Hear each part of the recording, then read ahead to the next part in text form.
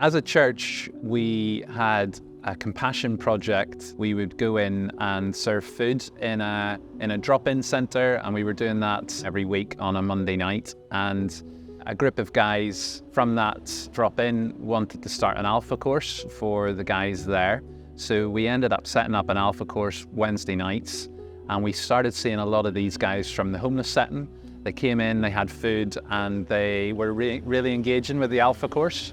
So we were in this moment of like, oh, we've got this bunch of guys who are kind of journeying a bit with God, but it feels like the transition for them just to come into our church felt like too big a step.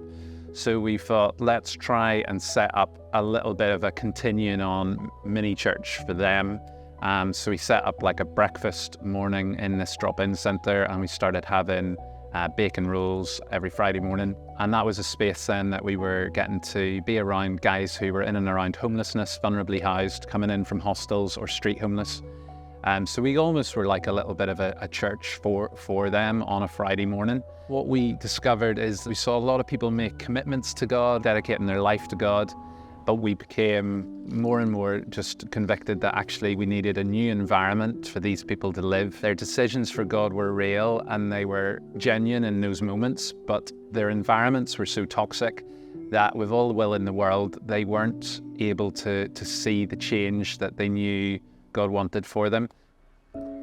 It's not like some other ministries when you can just do something really quickly. You can't end homelessness by giving someone some money or a sandwich. It's going to take months and years of hard work and support and loving people and going through tough times. And that's the challenge for some people, but I think if we work together, that can be done.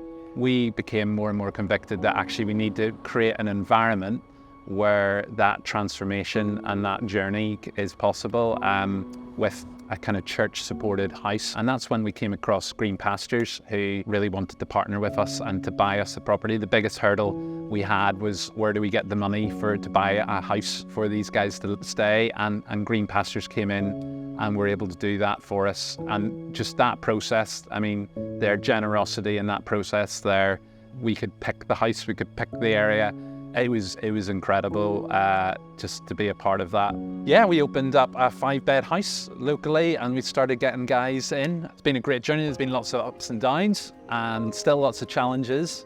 But what we have seen is some of the guys who have come into the house have done so well, and we know that that's just a testimony of God working in and through the project, and just seeing their lives restored. Tiadfer is Welsh for restoration house. That is our heart, that people would come into the house with some level of chaos and brokenness and be able to come out of the house restored. Do you know, if everyone who's come through the house, there's different parts of their lives have been restored as they've been in the house, which has been amazing. Here's a chance to serve the Lord, serve people who are struggling, and do some long-term work with people and actually make a difference. But that, for us, would be almost impossible without Green Pastures, because they're the ones who bought us the house. They're the ones who have a kingdom mindset. They're willing to give us grace, give us support, give us advice and encouragement. And then when we're struggling, either emotionally or financially, they get it because they've been through that before. And then they can give us some encouragement and help us to keep going. So we couldn't do it without Green Pastures and us as several churches together. And the aim is to end homelessness. And we're not there yet, but we're just helping one person at a time.